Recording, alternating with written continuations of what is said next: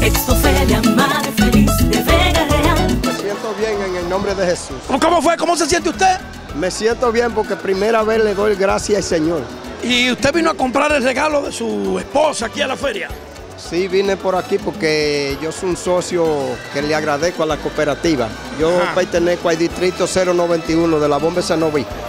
Yo no dependo de nada, pero le doy gracias a la cooperativa que tengo un pequeño ahorro. Qué bueno, qué Siempre interesante. yo le he dicho a los vecinos míos que eso es lo más importante. Excelente. Ingresar a la cooperativa, siempre y cuando usted cumpla los intereses. Exacto, exacto. Y yo le doy gracias a Dios por todo.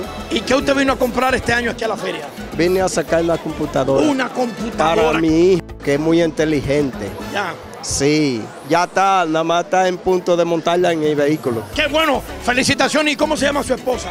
Juana Francisca Reyes. Juana Francisca Reyes. Doña Juana, el hombre lleva la computadora gracias a ser un buen socio de la cooperativa Vega Real. Felicitaciones, que Dios me lo bendiga.